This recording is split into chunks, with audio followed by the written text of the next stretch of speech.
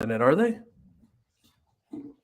Come sing to Sigma Alpha Epsilon Epsilon Sigma Alpha Epsilon Sigma Alpha Alpha Alpha Sigma Alpha Epsilon Sigma Alpha Alpha Alpha Sigma Alpha.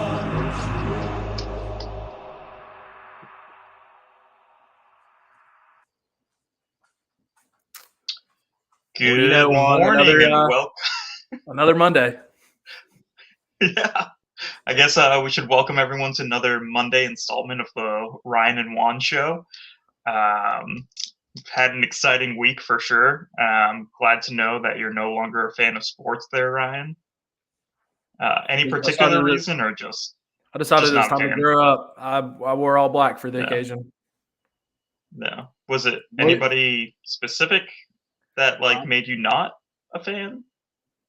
Like, if you had to pick someone who maybe isn't the best fan, who made you feel maybe a little down about sports, The Owls. a little hoo-hoo? The Yeah. Owls. I'll never. Do they have owls at zoos? If they do, I'm not going to a zoo ever again. I don't know if that's a zoo animal or Stay not. away from the stay away from the bird sanctuaries. I ain't going.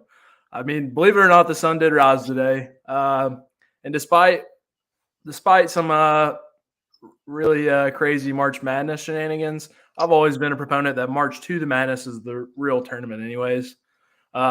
Whereas this is the first time there's never been a one seed in the real bracket Final Four. We have 3 out of 4. So, I mean, where's really that good action at? It's right here.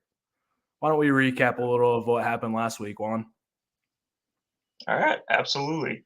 So I guess we're gonna kick it off with Oklahoma and Mount Union.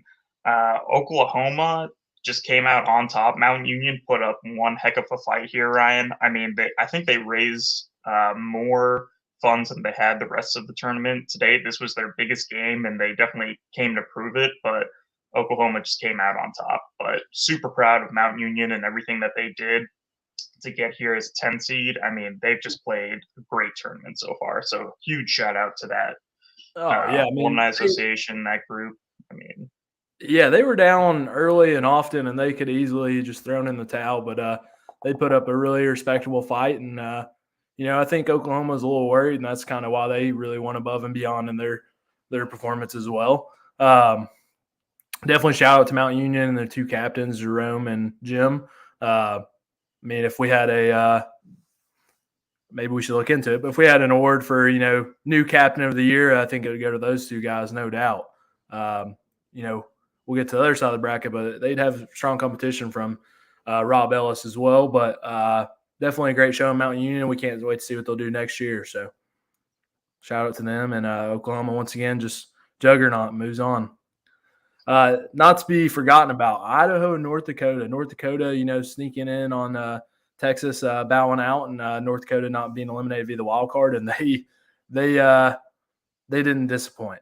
What a matchup that was! I mean, back and forth.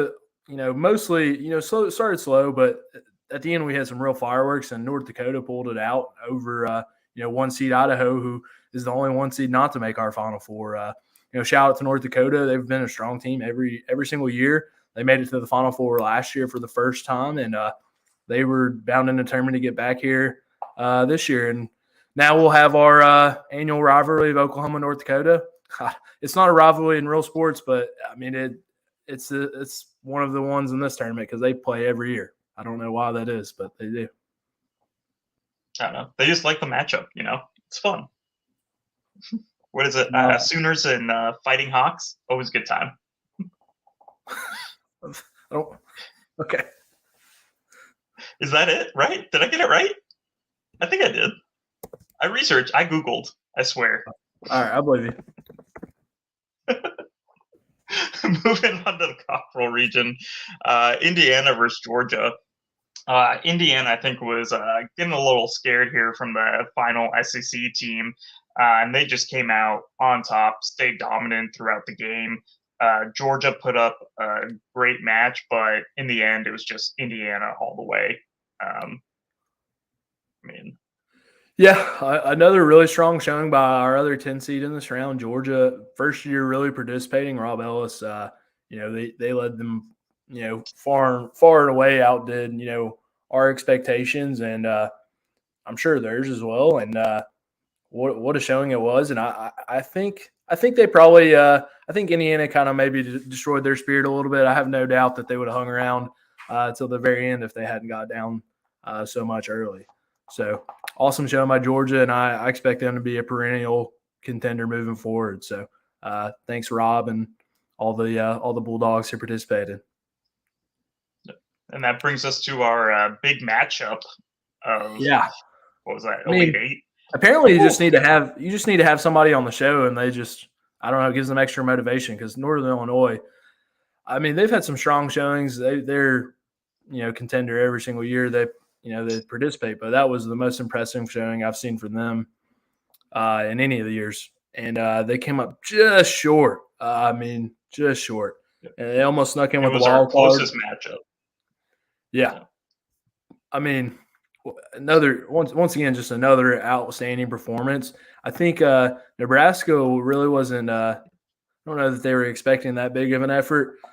They may have had to dip into their funds that they've been saving the entire tournament for this Indiana-Nebraska matchup that we've kind of projected all along to be coming. So, any last thoughts on the Elite Eight before we preview these two Final Four games? No, I mean, I think it was just great matchups all around. I mean, these coaches, even from the losing team, should be super proud of everything that they accomplished so far and to get their teams to where they got them. I mean, it was just a great performance all around, Ryan. Yeah, I mean, our most competitive Elite Eight round I think we've ever had. Everybody showed up. Everybody wanted to keep advancing, and unfortunately, only 4 could.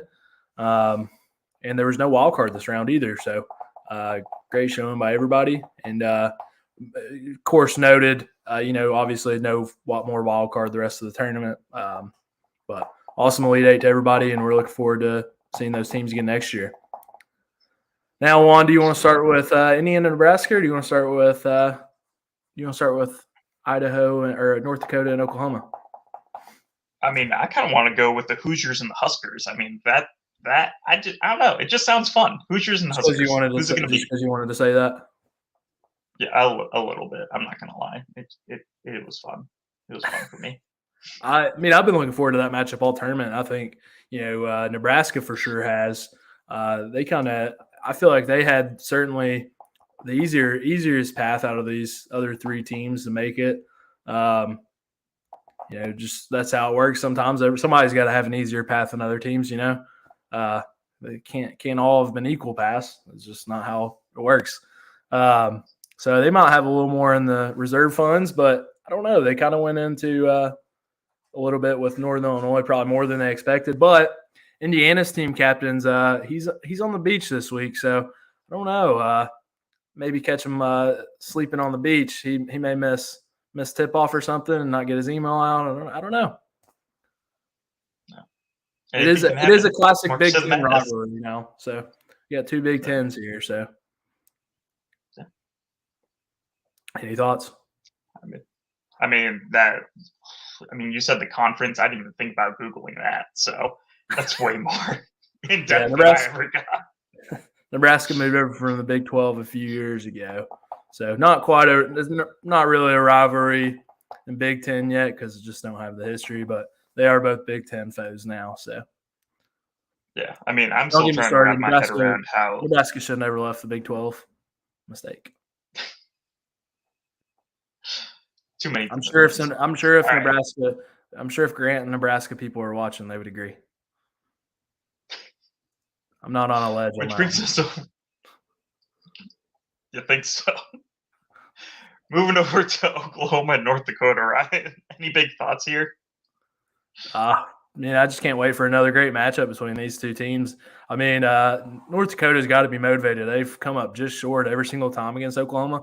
Oklahoma's had 2 back-to-back really tough rounds, and especially go back 2 rounds when they played Texas and really had to kind of exhaust some funds and energy to pull out that matchup.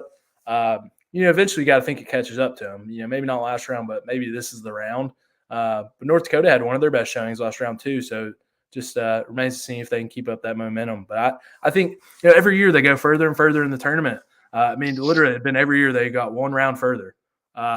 So if you follow the trends, and I'm not quite the trends guy, or past co-panelist Cody Del Mendo is one of the trends guy.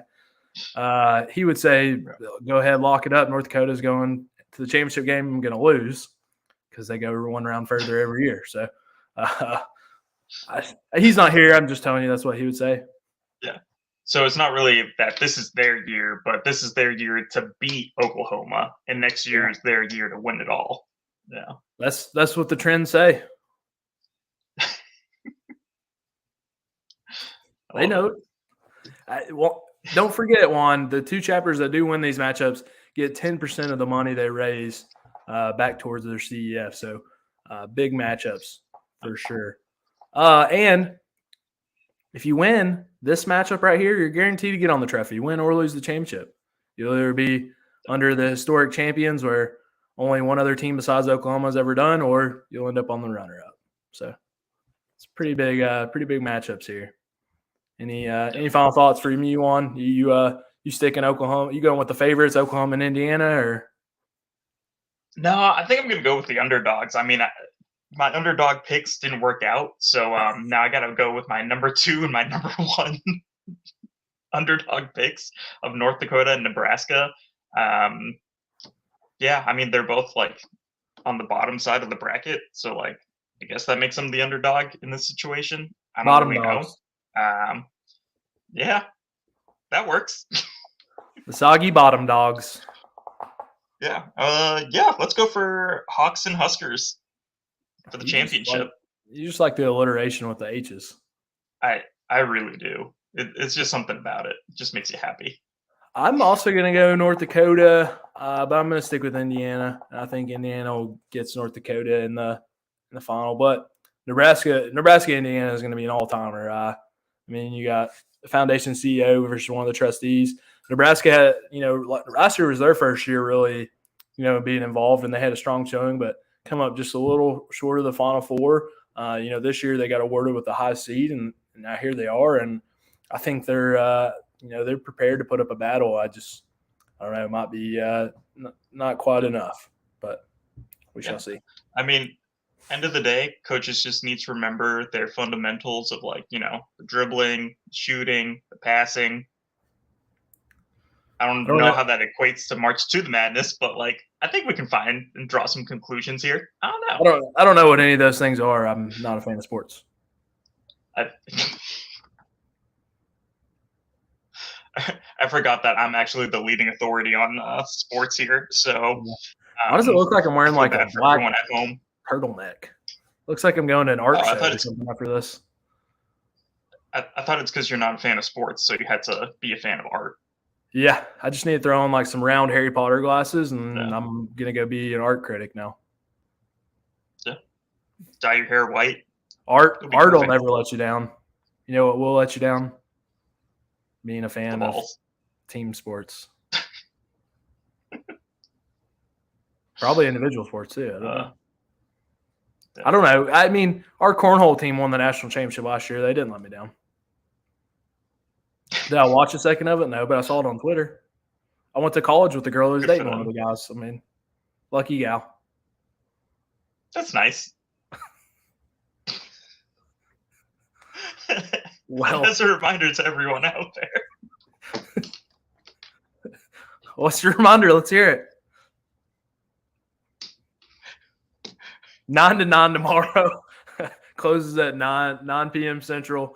So Final Four, you got all day tomorrow to rally the troops.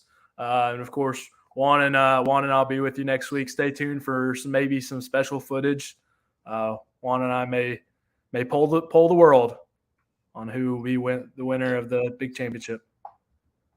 Yeah, we got to get out there, start meeting the fans, see what some of the big picks are out there, Ryan. I don't know. They keep asking us. They keep asking us to do less with these, but we keep doing more. That's just the kind of people we are. Go big or go home. My teams go home. So, all right.